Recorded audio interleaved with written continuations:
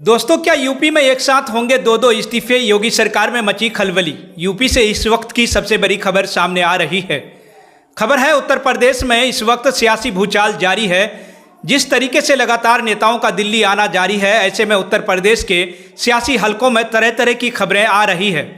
सोचिए, एक तरफ केशव प्रसाद मौर्य दिल्ली आए तो दूसरी तरफ योगी ने अपनी कैबिनेट की बैठक बुला ली।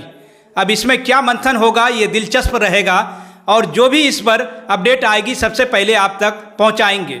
लेकिन इन सब के बीच कौन कौन से वो दो इस्तीफे होने वाले हैं जिसको लेकर यूपी का सियासी माहौल एक बार फिर से चढ़ गया है, इस बारे में आपको विस्तार से बताते हैं। सबसे पहले तो ये समझ लीजिए कि उत्तर प्रदेश के उप मुख्यमंत्री केशव प्रसाद मौर्य को दिल्ली बुलाया गया। जेपी नड्डा से उनकी मुलाकात हुई और उनके साथ यूपी के भारतीय जनता पार्टी अध्यक्ष भूपेंद्र चौधरी भी मौजूद रहे। अब जिन दो बड़े इस्तीफे की बात हो रही है, उनमें से एक तो केशव प्रसाद मौर्य का बताया जा रहा है। सूत्रों के हवाले से खबर है कि दूसरा इस्तीफा भूपेंद्र चौधरी का हो सकता है। हालांकि ये दो इस्तीफे किस तरीके से लिए जा सकते हैं, ये भी आपको जानना चाहिए। सूत्रों के हवाले से खबर ये भी है कि केशव प्रसाद मौर्य को भारतीय जनता पार्टी का अध्यक्ष बनाया जा सकता है यूपी में, यानी जो जिम्मेदार इस वक्त भूपेंद्र चौधरी संभाल रहे हैं, उनको उस पद से मुक्त करके केशव प्रसाद मौर्य को ये जिम्मेदारी दी जा सकती है। अब अगर केशव को यह जिम्मेदारी मिलती है तो उनको अपने मौजूदा पद से इस्तीफा देना होगा। तो पहला इस्तीफा ये रहा और दूसरा इस्तीफा देना होगा भूपेंद्र चौधरी को, निश्चित तौर पर जो इस पद पर इस वक्त मौजूद है।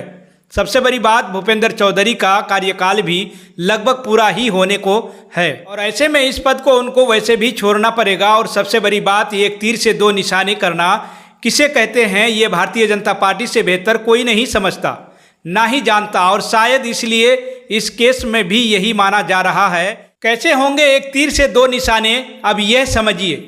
योगी को हटाया जाए या ना हटाया जाए, नुकसान किस में ज़्यादा है, उनको बनाए रखने में या उनको हटाने में, इसका आंकलन फिलहाल भारतीय जनता पार्टी कर रही है। इस तरह की खबरें हैं, लेकिन आंकड़ा कहता है और आंकलन भी कहता है कि अगर योगी को यूपी से हटाया तो भारतीय जनता पार्टी की मट्टी पालित हो जाएगी।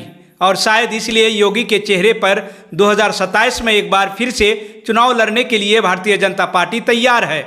तो फिर अब उस वोट बैंक का क्या करें जो उनसे छिटक गया, यानी पिछड़ा वोट बैंक, यानी दलितों का वोट बैंक माना जा रहा है कि केशव प्रसाद मौर्य को अगर यूपी में यह बड़ा पद मिलता है तो इससे एक संदेश जाएगा उस वर्ग में और शायद ऐसे उनका वोट बैंक अपनी तरफ खींचा जा सकता है। कोर वोटर यानी दलित हमेशा से बहुजन समाज पार्टी का रहा है, लेकिन इस बार वो समाजवादी पार्टी के साथ चला गया।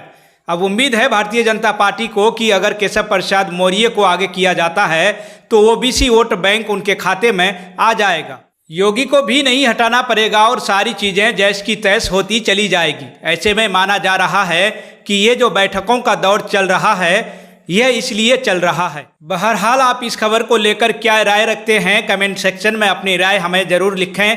वीडियो को लाइक करें, ज़्यादा से ज़्यादा शेयर करें। अगर आप अभी तक हमारे चैनल यानी KNE न्यूज़ को अगर सब्सक्राइब नहीं किए हैं तो सब्सक्राइब कर लीजिएगा। आप सभी का बहुत बहुत शुक्रिया।